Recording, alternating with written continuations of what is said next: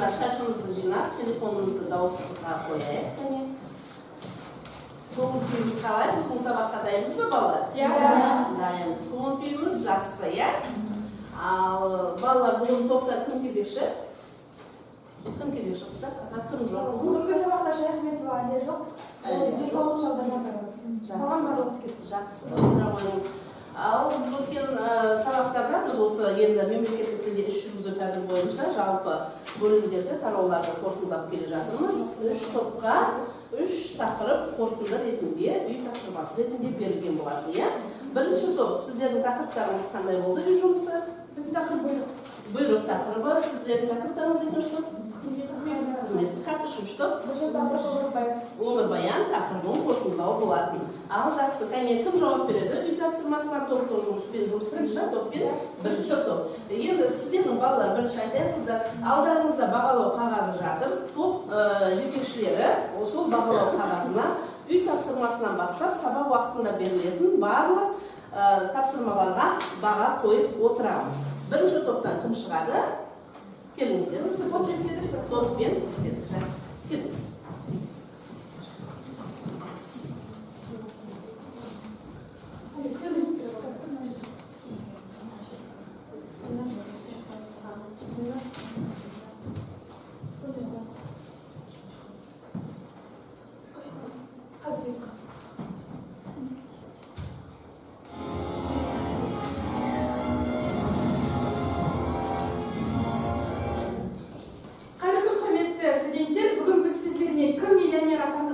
бағдарламасы бойынша үйімізді тексеретін боламыз.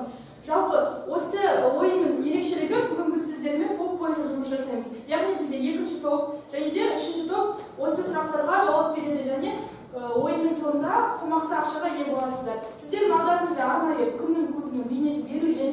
Егер де қандай топта жауап болған жағдайда топтан жоғары көтереміз. Қай топ бірінші көтерсе сол сұраққа жауап береді. Дайынсыз ба? Бастайық. Ең алғашқы сұрағымыз, бұйрық міндетті түрде қандай сұраққа жауап беруі қажет? Еске салып кететін болсақ, сіздерде 50-50 аудиториядан көмек және телефон шалу, яғни оның барлығы бірінші топқа арнап жасалған. Жауаптары А. Не үшін, Б. Қашан, С. Қай жағдай және Д. Не туралы? Үшінші топ, біздің топтың жауабы бойынша не туралы деген сұраққа не туралы? Бұл соңғы жауап па? Жақсы, тексеріп көрейік. Келесі сұрағымыз, төтенше жағдайға байланысты бұйрықтар қандай жағдайда жасалады?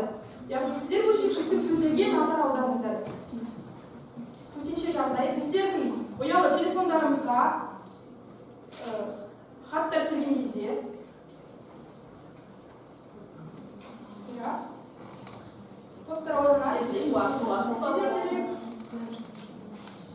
бірінші А бізде аяз, боран, қар, Б. Тасқын, жел, су, С. Күн, мұз, жаңбыр, Б. Барлық жауаптар бос.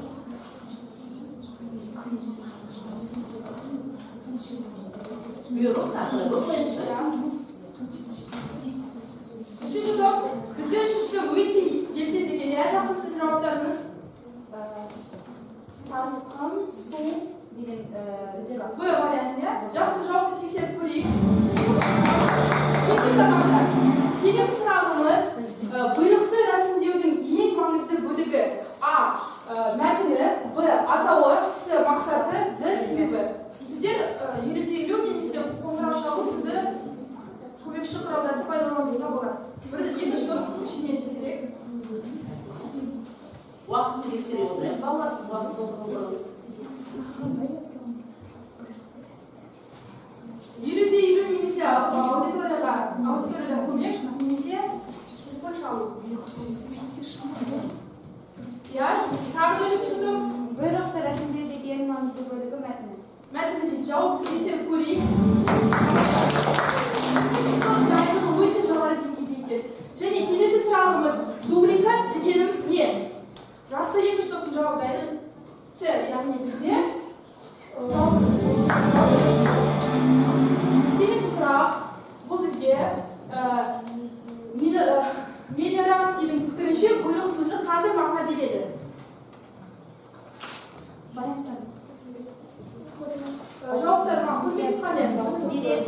Директор, С. Бұйрықты орындаушы, Б. Жетекші бақылаушы, Д. Бұйрық қылған адам басқарушы.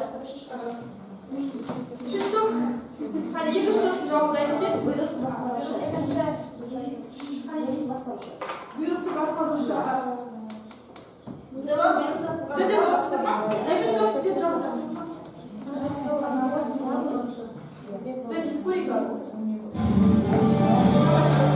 Видите, бұл бізде соңғы сұрақ болды. Ендеше бүгінгі біздің жарысқа қатысқандарыңызға үлкен алғыс білдіреміз. Үй жұмысын жақсы деңгейде дайындап келгендеріңіз үшін рахмет. Осымен болады. Енді бірінші топтың жұмысы бұл бұйрық тақырыбы бойынша қорытындылау болады. Енді екінші топтың жұмысы қызметтік хаттар. Қыздар. Кім шығады? Келіңіз. Келіңіз.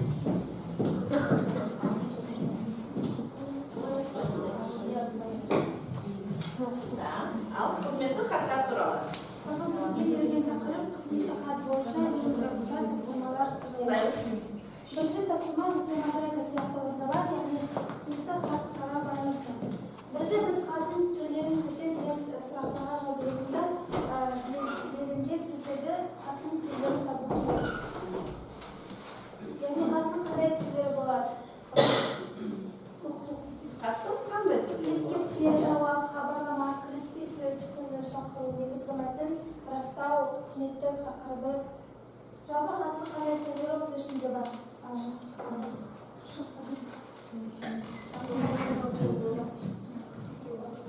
Ал енді бірінші және үшінші топ жауап береді, тыңдаймыз.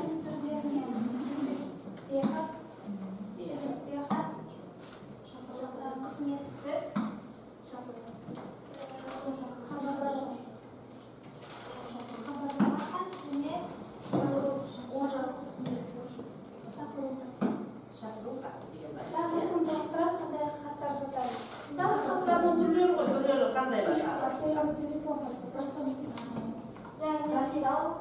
Кепілдік беру, бастама, жауап, коммерция, растау, жарнамалық хаттың түрлері бар. Ал енді қызметтік хаттың бөліктері қандай екенін кім біледі? Қызметтік хат қандай бөліктерге? Қандай бөліктер тұрады?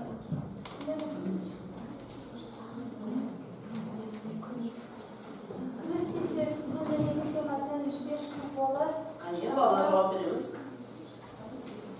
Хаттар қандай бөліктерден тұрады? Жалпы бұл қызметтік хат емес, бірнеше хаттарға тән қасиеттер, иә? Қандай бөліктерден тұрады?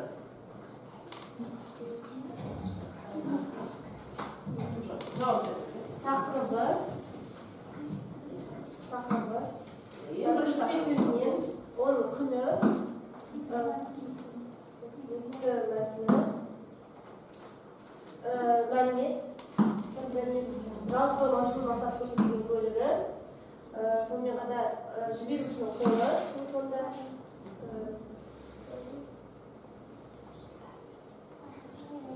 сөздер жазылады.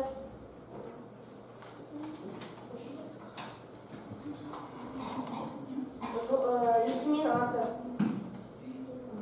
Қосымша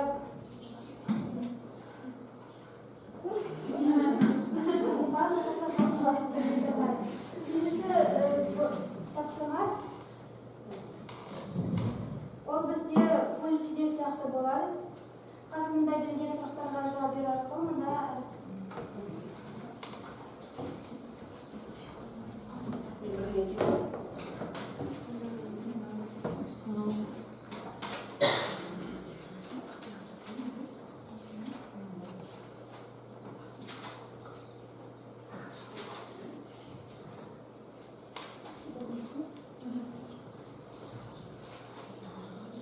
берілген сұрақтарға жауап беру. Берілген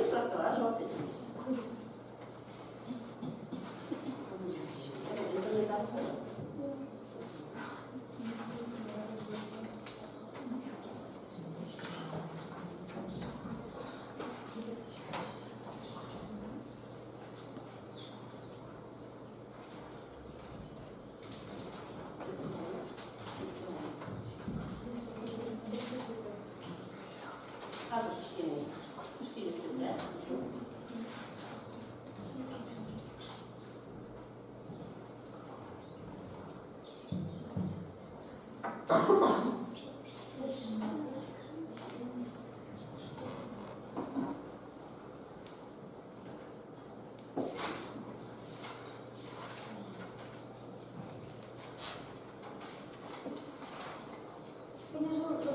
үш тапсырма, екінші тапсырма бойынша сұрақтар болады. Сұрақтарға жауап беру арқылы әдіс таңдаймыз, сол арқылы бізде сол жауабын аты шығады. Ал егер дұрыс болмаса, онда берілген сүре қысқартылады. Екінші, ол қызметті хат жазудың тәртібін қоймында, яғни әртүрлі жолдар берілген, оның берілген қызметті хаттың тәртібін орнына қойып келеміз. Яғни бірінші бізде не жазылатынын, екінші не жазылады. Ойымызға түсінен қызметті хаттың бір жазу ережесі бар, иә? Тәртібі бар. Сол тәртіп қандай? Сен сағыңыздар.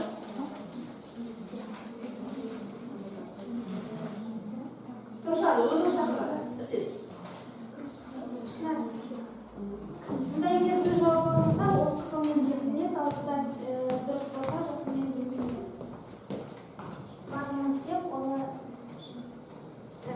хат жолданып отырған мекеменің аты, адресі, одан кейін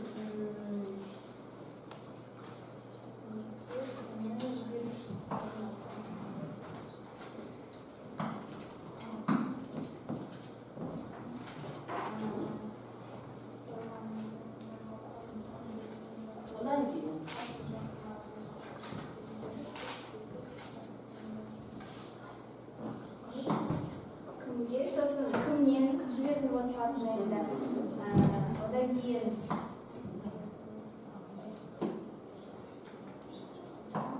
сосын тақырыбы, мысалы қандай хат болу, иә, сол сіздің кіріспе сөз, негізгі мәтіні,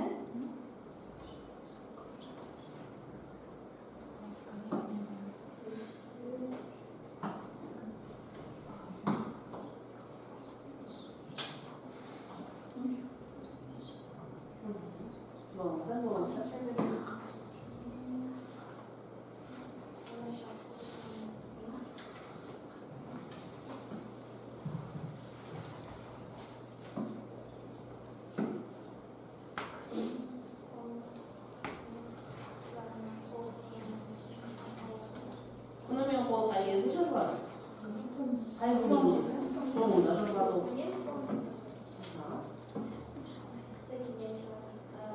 Қосымша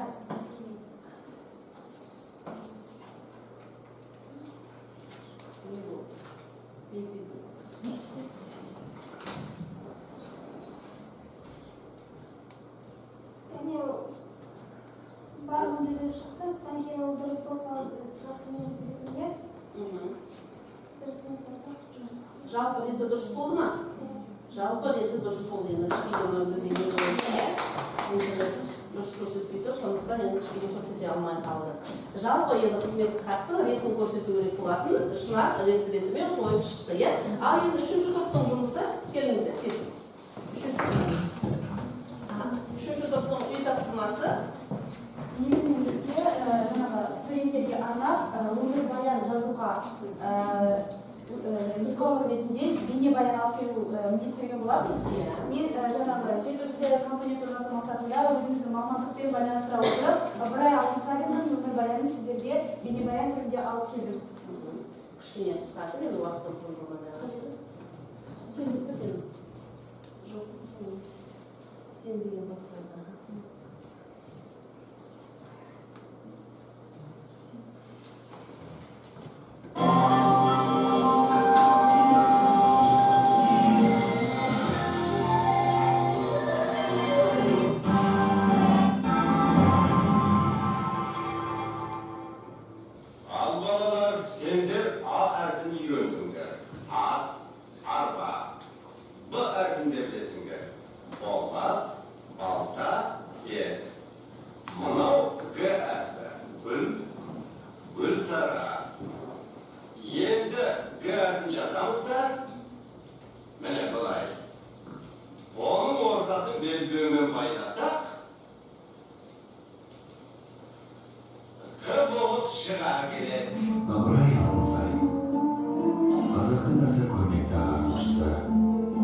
жыл педагог.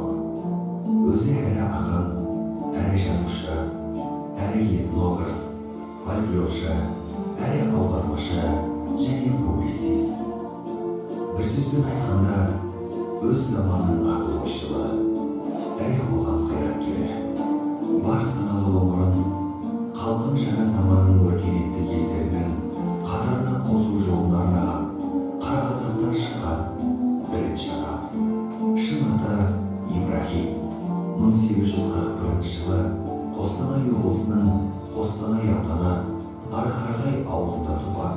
Ыбырай білім ордасын өте жас аяқтап, тілмаштық, хатшылық қызмет атқарды.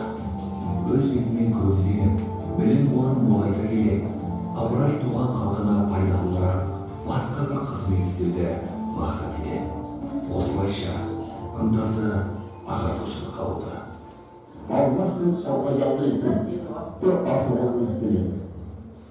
Сіздердің жаңа көріп отырғандарыңыздай, яғни бұл өмірбаян Ыбырай Алтынсариннің өмірбаяны жайында айтылған. Негізгі өмірбаянның 3 түрі болады, яғни әрбір адам өзінің өмірбаяны жайында жазады. Екіншіден жаңа қызметтік жолы жайында жазады. Қызметтік жолы жайында жазады, және де үшіншіден жаңағы өзге бір адам, жаңағы басқа бір адамның өмірі жайында жазады. Мына сіздердің жаңағы бейнебаянда көргендеріңіз бұл жаңағы Ыбырай Алтынсариннің өмірбаяны жайында басқа адамның бізге айтып беруі болып табылады. Яғни өмірбаян негізінен бейнебаян ретінде де көруге болады, және де оны жаңағы қағаз түрінде, құжат ретінде жазып, ретімен жаңағы жазба түрінде де көрсетуге болады. Ал енді бұл үшінші топтың көрсеткені балалар өмірбаянның 3 түрі бар дедік, иә? Сол үшінші түріне мысал үлгі ретінде көрсетіп отыр. Ал енді бүгін біз енді жақсы, үй тапсырмасы жалпы жақсы балалар, барлықтарының жұмысын жасағансыздар. Енді бүгін біз жаңа сабағымызды бастайық. Бұл сабағымыздың тақырыбын ашпас бұрын алдарыңызда бағалау қағазы бар, белгілеп отырсыздар мен бағалап отырсыздар.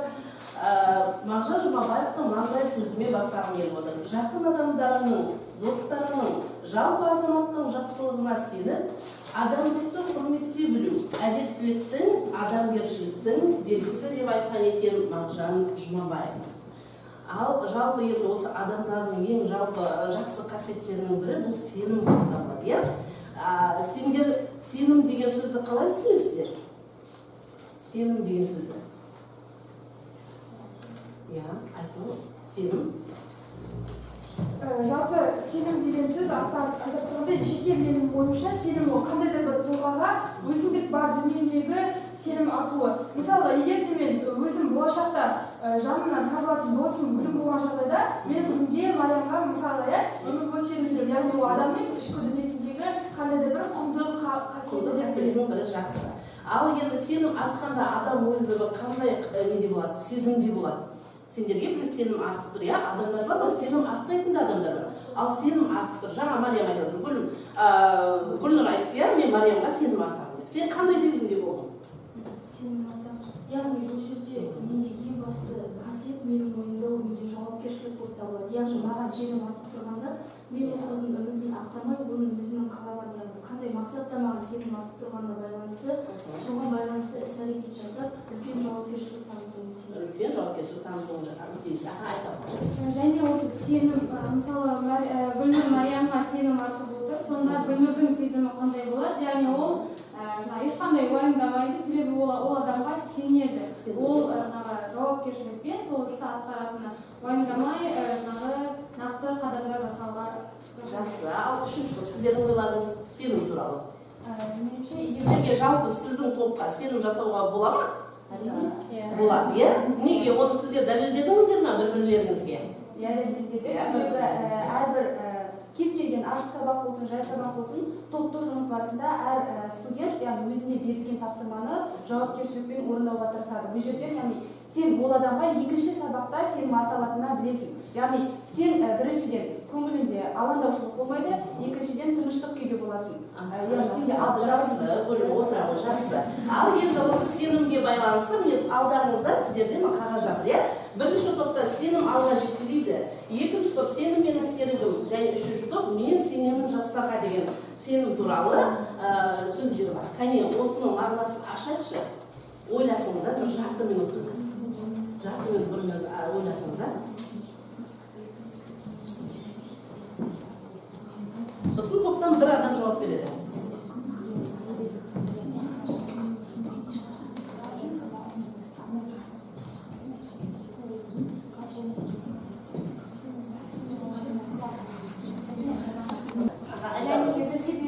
Сөз ол сенім алға жетелейді, вера ведет вперед. Яғни бұның орысшасын айтпай-ақ қой, қазақшасын айтайық. сенім алға жетелейді, яғни мұнда өз түсінгенім бойынша былай, сен алдына мысалға бір нәрсені орындау барысында мақсат қоясың, ал ол мақсатқа сен ең алдымен жету үшін, яғни сен қандай да бір жұмыс жасайсың, талпынасың.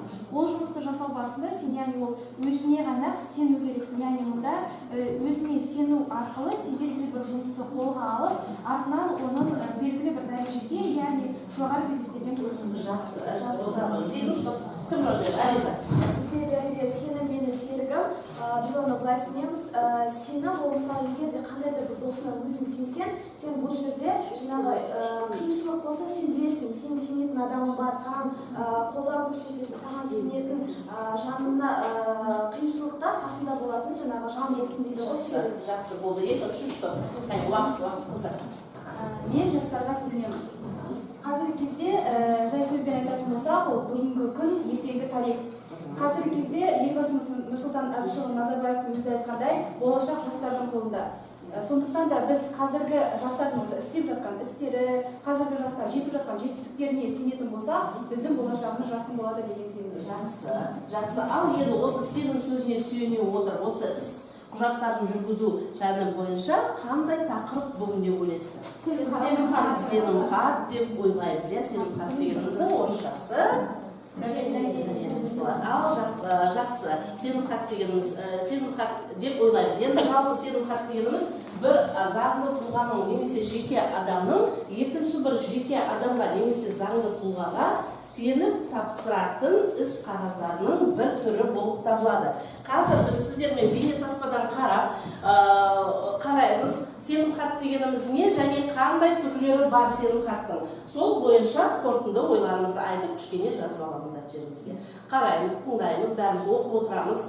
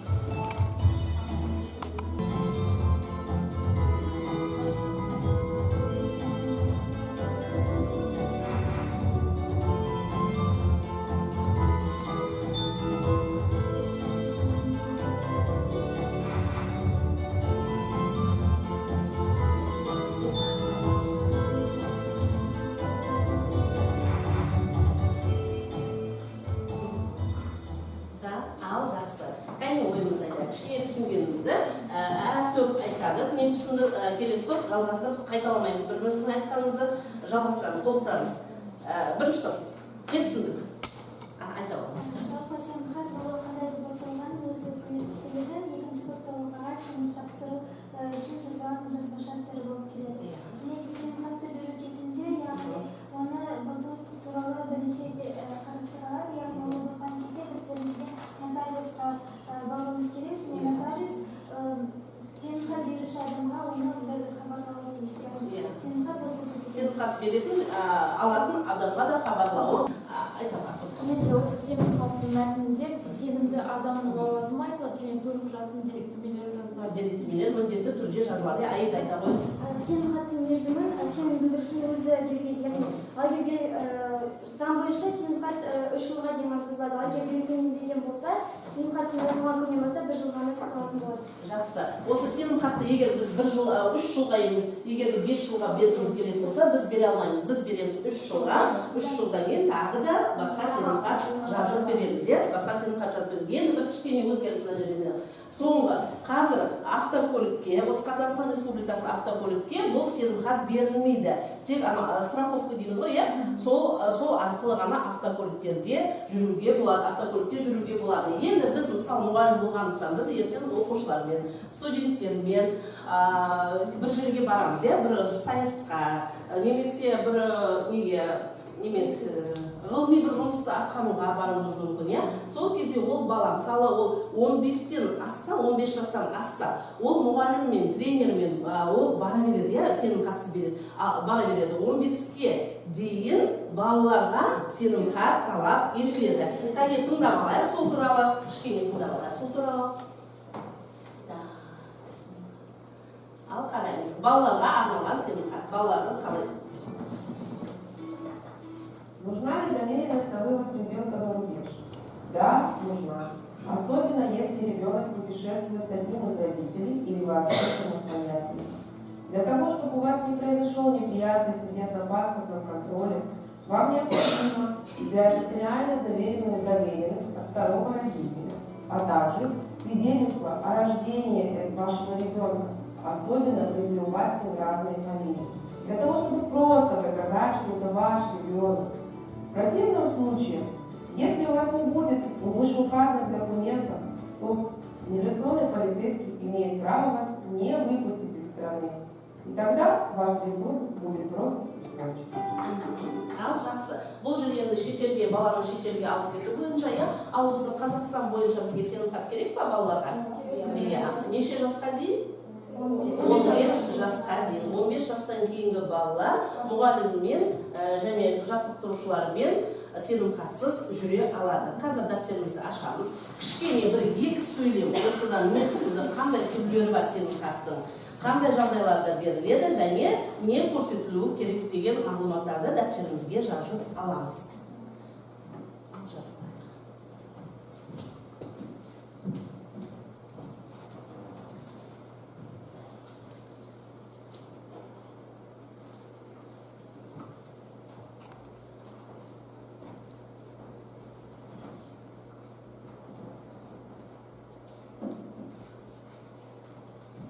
Бір минут қыздар. Сенім хаттың не екенін білдік, қандай жағдайларда берілетінін білдік. Енді алдарыңызда сенім хат үлгілері жатыр. Қараңыздар, сенім хат үлгілері. Осы сенім хат үлгілеріне сүйене отырып, біз қазір компьютерде сенім хат үлгісін толтырамыз. Мен слайдта көрсетіп қойдым. Қараңыздар, 234, шетел 234-ке кіріңіздер. Осы сенім хат үлгісін толтырамыз. Свернен шақпақ.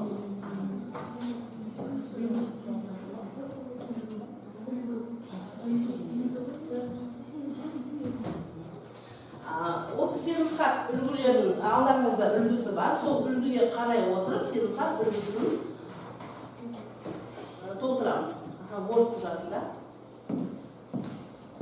Таптыңыздар ма? 234. Үлгі деп тұр.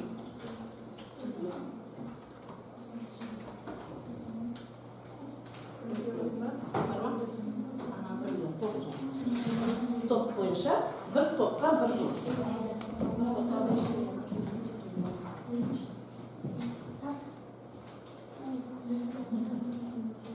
Ал қане осы үлгіні толтыруға сіздерге қанша уақыт керек? 5 минут, 3 минут уақыт жете ма? 3 минут. Аз ба 3 минут? 5 минут.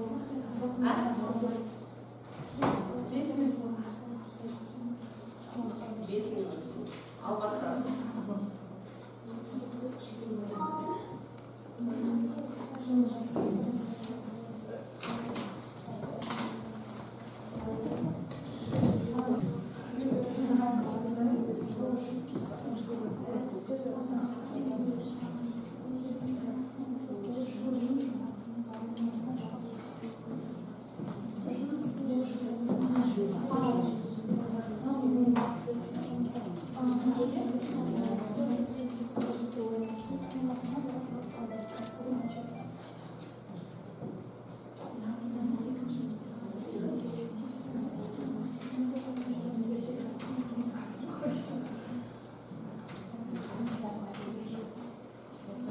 оқыш сосын сізден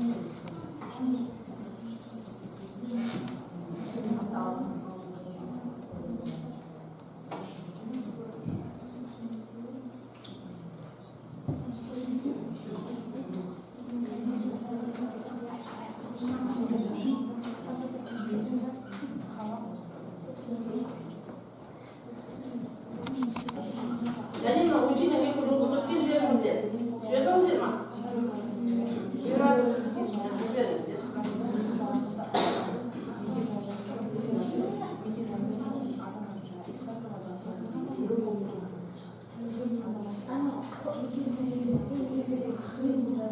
Уақыт, қыздар, уақыт. Уақыт. Ал енді бізде осы үлгіні жалпы екінші топ бірінші аяқтады. Сондықтан біз ғана уақыттың қызығына байланысты бір топтың ғана жұмысын тексеріп шығайық. Екінші топ кім тексереді? Келіңіздер. Қосыңыз. Мәлем.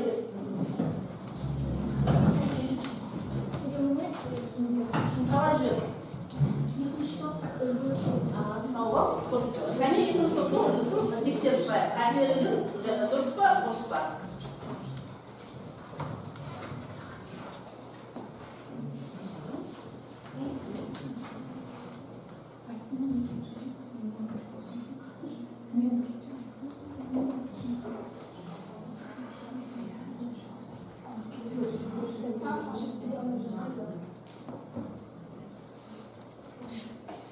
яғни біз жасаған сенімхат жеке сенімхат, яғни бұл жерде бір тұлғаның екінші тұлғаға өзінің жалақысын беру туралы мәселе қозғалып отыр. Яғни өздеріңіз көріп отырғандай Тез бұл айтып үлгіні қалай жазды? тыңдап орынбасар мен Сейдахметов Алиса туралы айтып отырмыз. Ең басында не көрсетілді? Ең басында қаласы және құжат нөмірі, құжат нөмірі. Содан кейін жалақысын беретін тұлғаның аты жөні, жеке куәлігінің нөмірі, мекен жайы, содан кейін яғни негізгі мәтіні беріледі.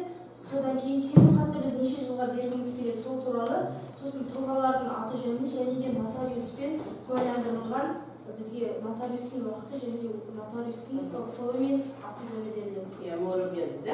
Қате бар ма? Қате бар. Қарайыз. Жеке куәлік тек қана нөмірі тұр, иә? А бұл жерде не жазуымыз керек?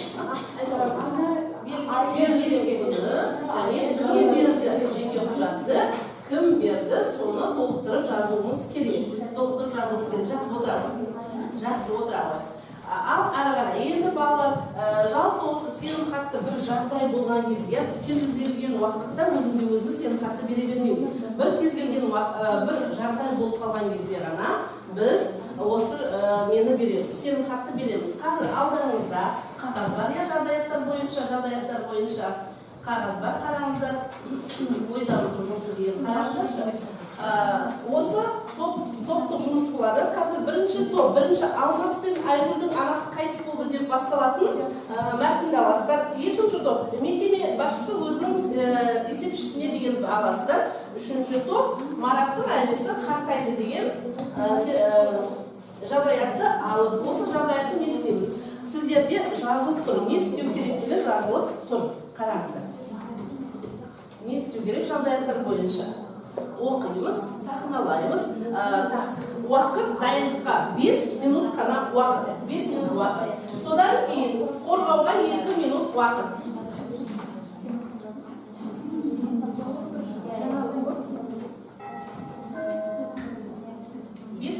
Дайындыққа 5 минут.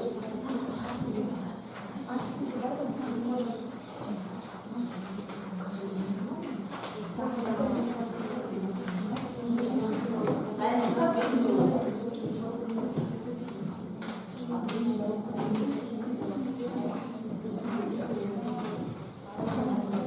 Сіздерде сахналау. Сіздерде сіздерде диалог. Дайындаймыз.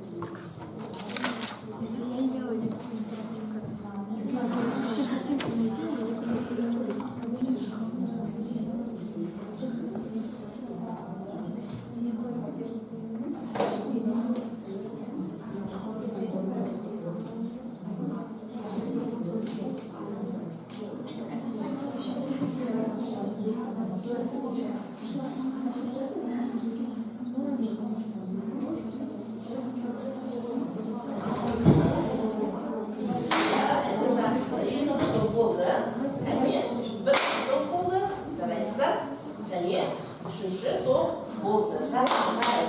Kale жұмысымызды қорғауға бірінші кім шығады? Бірінші Кира ойымыз. Бірінші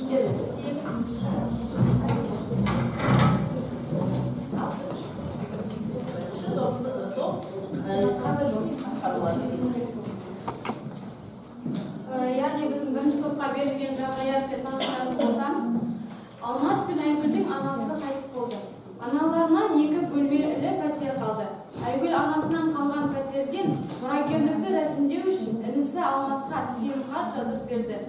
Осы жағдаятты сақталаңыз. Отбасында болған жағдай.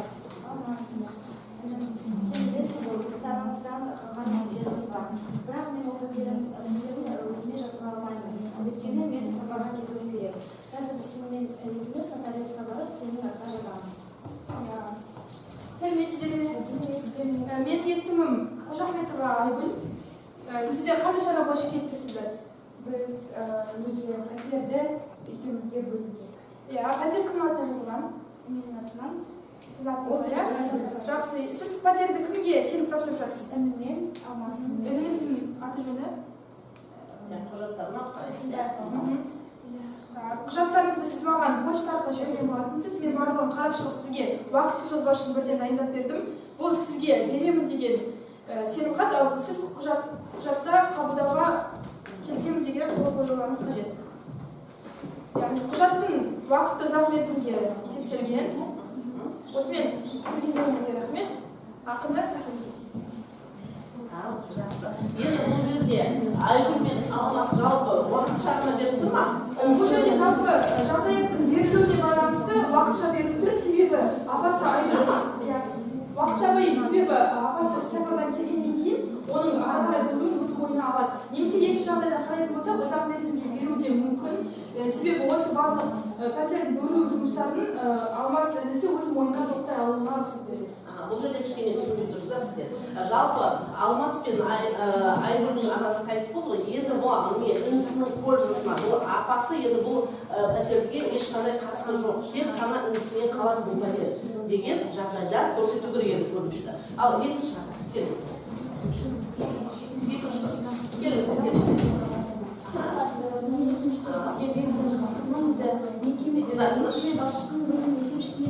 Қажетті материалдар алу үшін сенімхат берді. Соны бізге сенімхат үлгісімен жазып берді. Бізде ең бірінші сенімхатта берілген күні жазылады. Яғни, мысалы бүгінгі 16 мамыр 2010 жылы енгізілді.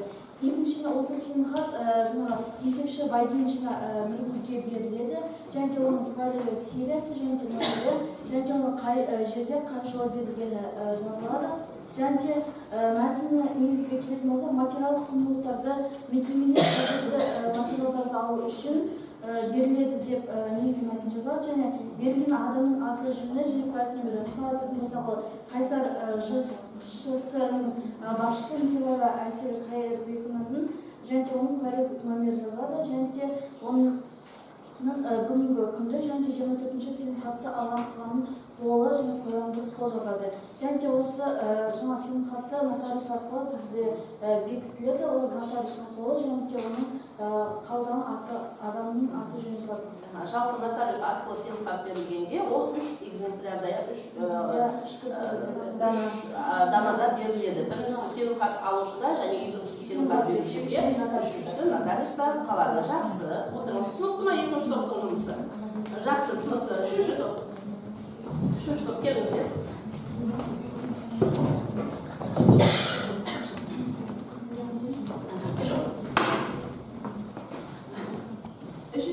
берілген жағдаят Мараттың әжесі қартайды. Оның өзінің зейнетақысын алуға шамасы жоқ. Немересіне өз зейнетақысын алуды өтініп, сенімхат жазып берді. Осы жағдаят бойынша диалог құрып, сенімхат жазыңыз.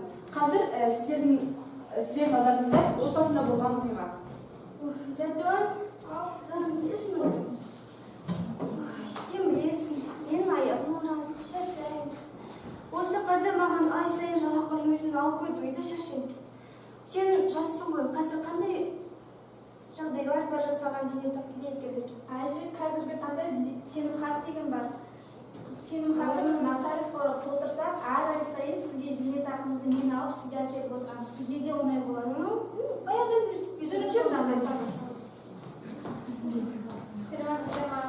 қош келдіңіздер. Қандай сұрақ бердіңіз?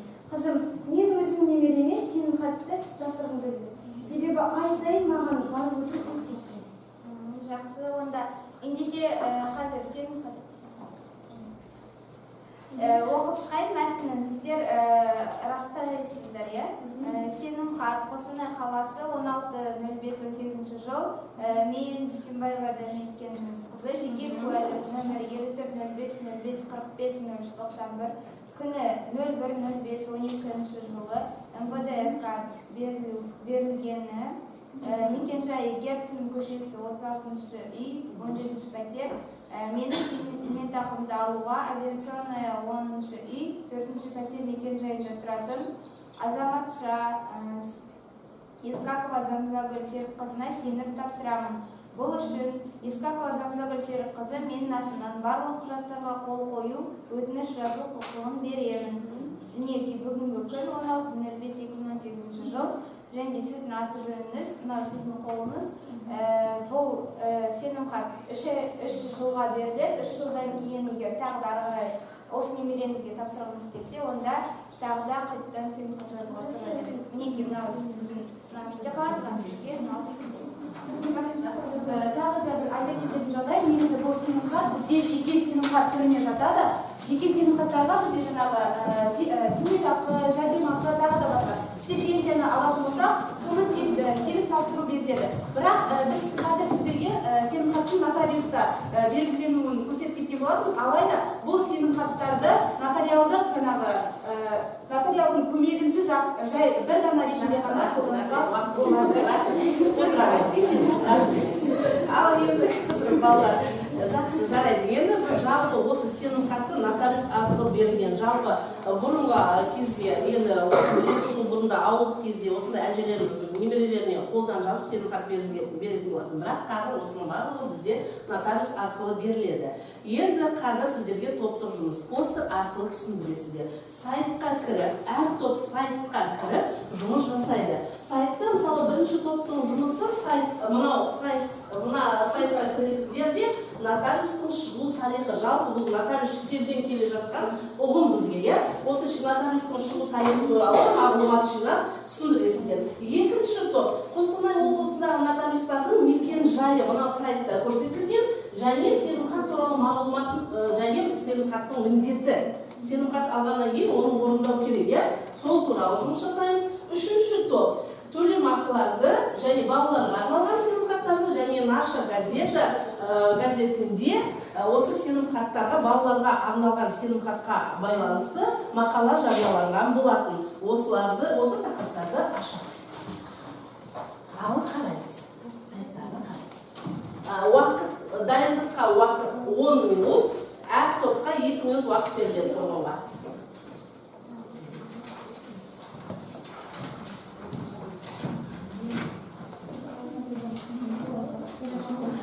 Ал 10 минут уақыт қыздар ғой. Қыздар, мен сайттарды қойып қойдым, мен сасыдан уақытын қосып қойайын. Ал не айтасың? Уақытты қосып қойайын ба сіздерге? Әлі тұрсын ба сайттың атаулары? Сайтты қарадыңыздар ма? Сайтты қарап алдым. Жазып алдық па сайтты? Сайттарды жазып алдым. Уақытты қосамыздар.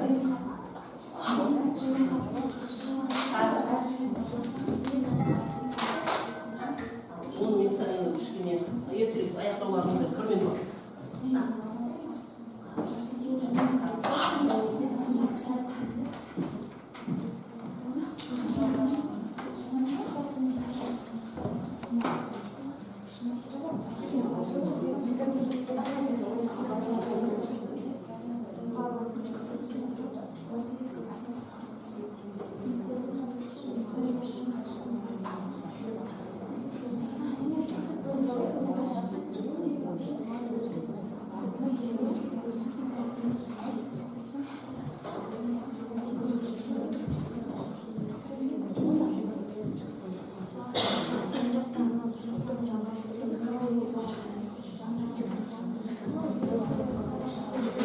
Кезінде жұмыс істейміз қыздар.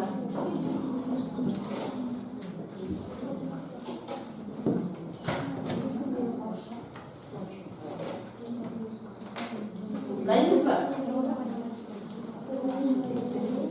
Аяқтаңыздар, 1 минут аяқтаңыздар. Уақытыңыз қыс.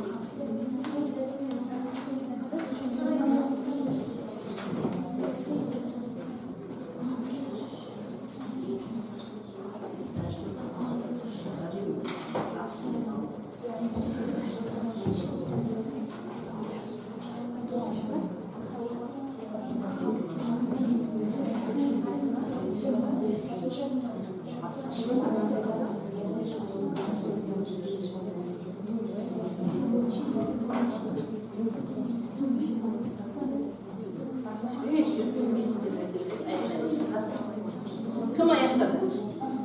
Кім аяқтады? Қыздар, біздің тапсырмамыз әрі бұл. Аяқтайық, жауап берейік.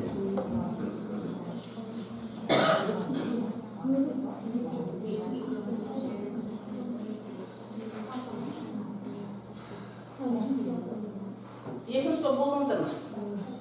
Болыңыздар. Жарты минут. Үшінші топ. Болыңыздар. Тез. Бірінші топ.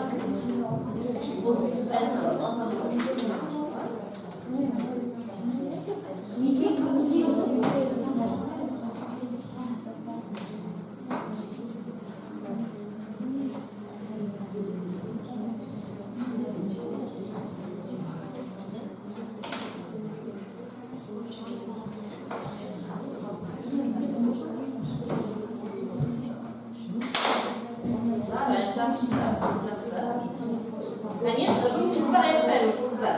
Екінші топ жұмысын құрауға дайын келіңіздер. Уақытыңыз.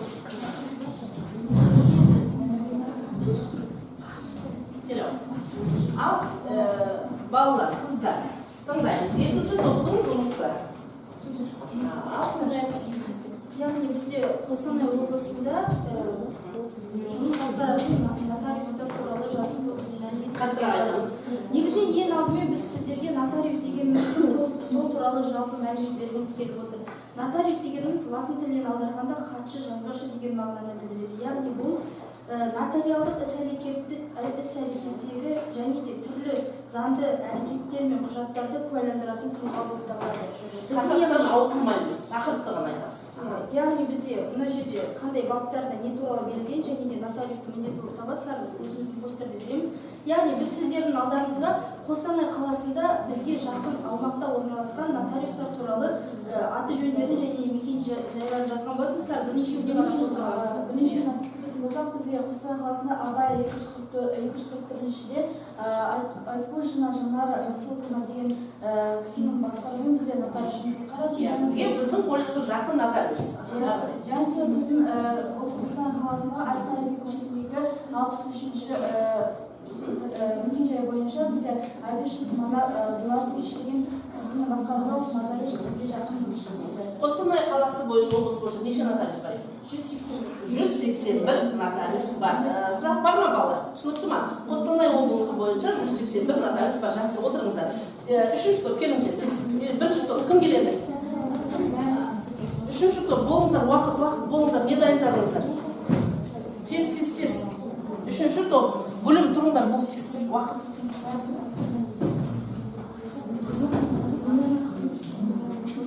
Ал, келіңіздер, балаға беретін сенімхат және сенімхаттың түрлері және төлем ақысы. Сенімхатқа берілетін төлем ақы. Ал, кәне.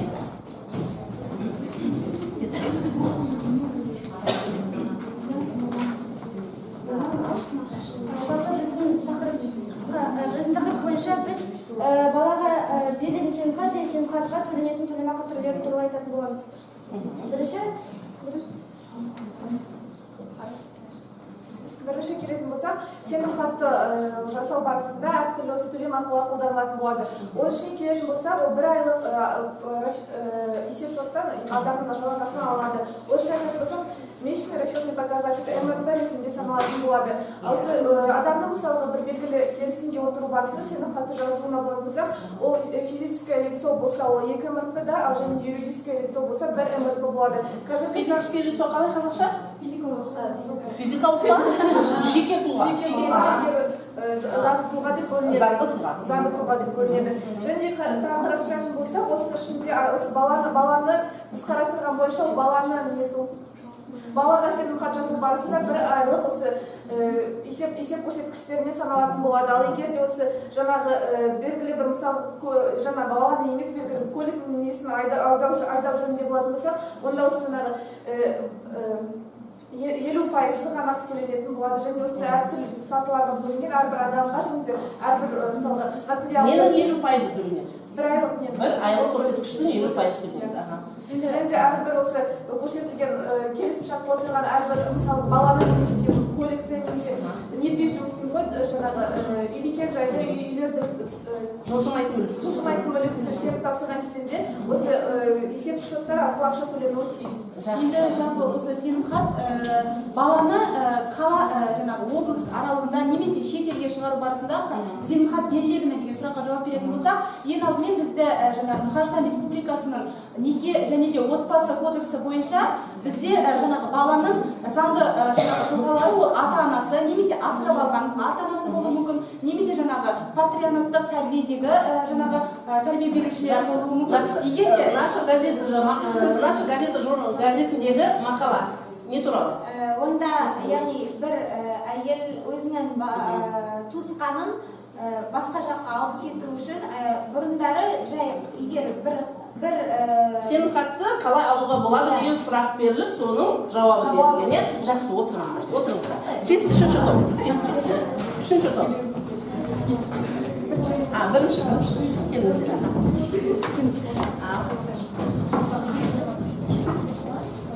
Сіздер назарларыңызға жалпы нотариус және нотариаттың шығу тарихына тоқталатын болсақ,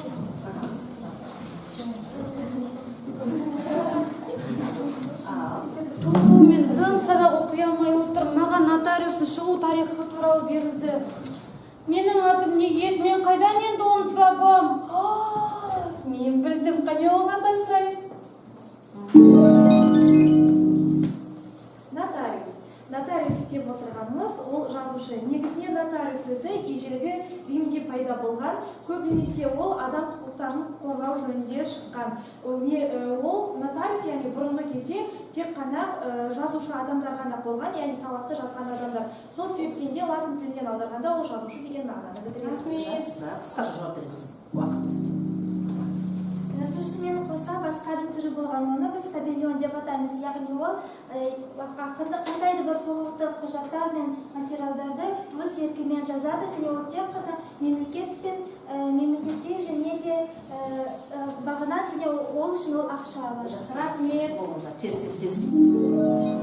Мемлекеттік қызметте тұрған адамдарды өмір бақи магистрлер ретінде таңдалған. Бұл магистрлер публицистикалық жағынан, яғни осы құжаттарды, яғни жасап отырған. Осы құжаттарды олар...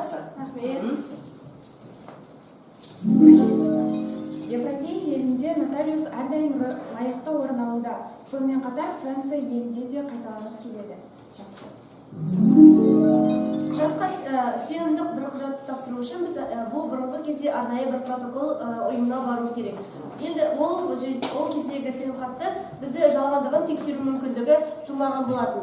Осы жердегі сенімхатты атқарушы адам... Жақсы. Ал енді осы сенімхатты жалпы нотариустың шығу тарихын білдік, иә? Бұл яғни жазушы, песір деген сөзден шыққан екен. Жақсы, отырыңыздар. Жақсы, жұмысымыз көп, қыздар, ренжімеңіздер, сосын жалғастырамыз.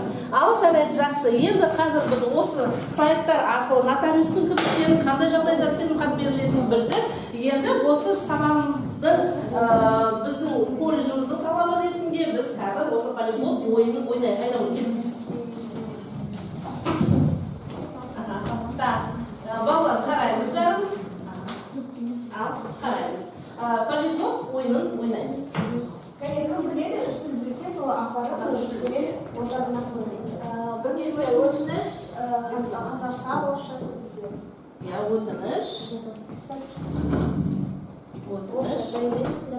Заявление болады дұрыс па? Астына қоясыз. Астына, өтініштің астына қоясыз. Келесі ағылшынша статьямен. Дұрыс па? Дұрыс. Биография. Кім жауап берген жоқ? Кім жауап берген жоқ? Жауап берейікші. Тезис. Биография жазған қалай? Өмірбаян. Ал ағылшын тілінде? Дұрыс. Келесі. Кім жауап берген жоқ? Бөлім. Кім жауап берген жоқ топтарына? Тез. Аида болып келген. Кім жауап берген жоқ балалар? Үшінші. Қайсысы? Назарбаевский. Жоқ. Бізде. Үстінде. Үшінші. Дұрыс. Ал қазақшасы Міне сары. характеристика? Сары. Мінездеме болады, иә?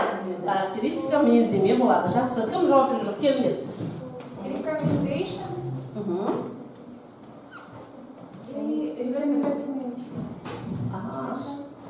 Жақсы. Ұсынысқа. Анкета. Анкета. Дұрыс па? Сауалнама. Жақсы.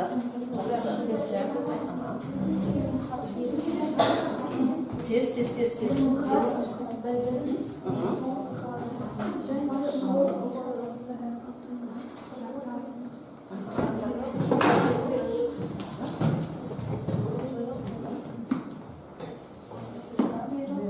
Дұрыс па бала? Дұрыс, иә? Біз үш тілде өтініш жалпы құжаттардың атауын білдік. Ал жақсы. Енді тағы бір ойынымыз осы сенім хат деген сөзге адамның жақсы қасиеттерін жазайықшы. Қайда?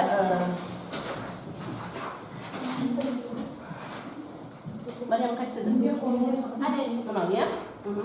Так. Ауызша айтайықшы, жазбай ақ қояйық. Жазамыз ба? Жазып жүреміз ба?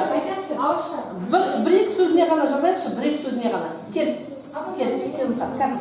Тез, бір топтан бір адам ғана жазсын, тез. Қай әріпіне жазасыз? Болыңыздар. Мариям, көрсетші. Жоқ мұнда.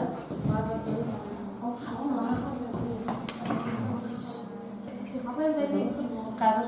Ал ауызша сіздер айта беріңіздер. Бірінші топ С әрпіне қандай адамның жақсы қасиеттері бар? Сыпайылық. Екінші топ сенімді. Үшінші топ сүйіспеншілікті. Екінші топ Е әрпіне еңбекқор. Намысшыл. Ары қарай әрпіне қандай? Ізгілік. Дейміз, иә?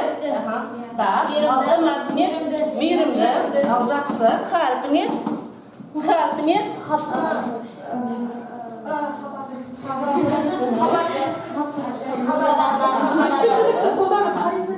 хабарлы.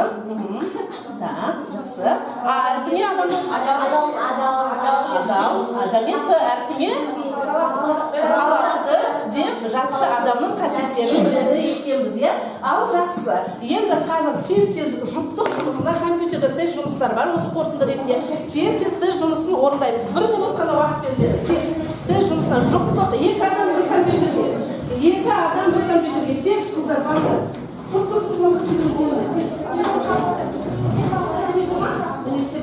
Екі адам бір компьютерге келеді. Тест жұмысын орындаймыз. Тез қыздар. Үш адамнан кетіндер ма? Екі адам бір компьютерге. Тез. Қыздар, екі адам бір компьютер бар ма?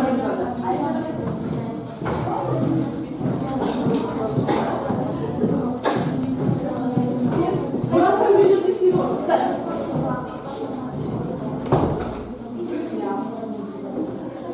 Тез. 1 минут уақыт.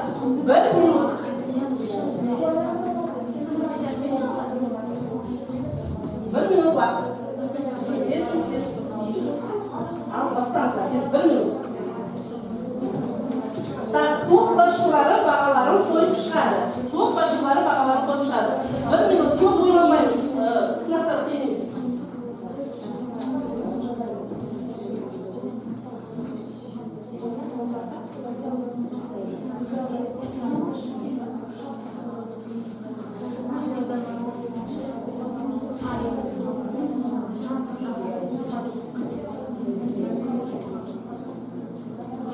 Кім болды топ басшыларына қолдарыңызды көтеріңіздер.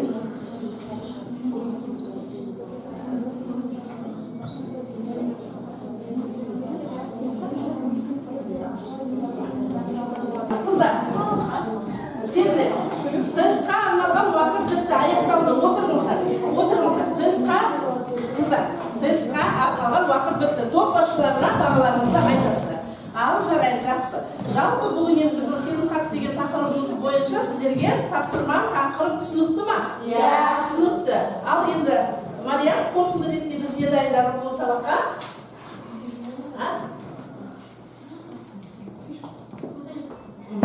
Әрі біз дайындаған болатынбыз бүгін қорытынды ретінде. Әдіс бойынша біз осы сабақтан алған әсерімізді айтайық, жазайық. Тез 3 сұрақтан 3 адам. 3 сұрақтан 3 адам. Тез, Мариям кел. Тез. Болыңыздар енді. Келіңіздер, осыны алып көрейік. Қыздар, келіңіздер. Мариям кел. Алда жақсы. 3 топтан 3 адам. Уақыт қыздар.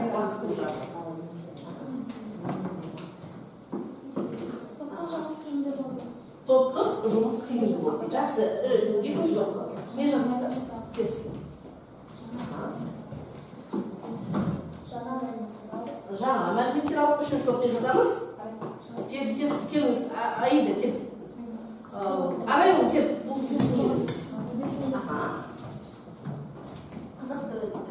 қызықты өтті. Ал енді түсініксіз, қызықты емес мәліметтер бар ма? Жоқ, жақсы. Ал жарайсыздар. Енді үйге тапсырма, балалар, бүгін енді топ жетекшілері бағаларыңызды бере қойыңыздар. Үйге осы сенімхат дегенімізбен және 2 үлгі компьютерде жазып келу. Бағалау бар ғой? Бағалау бар. Бағаларыңыз қалай? Жарайды, өзім қарап шығам.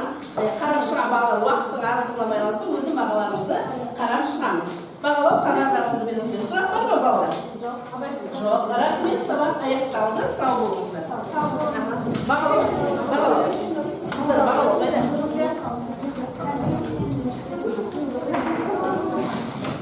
Ал қағаздар.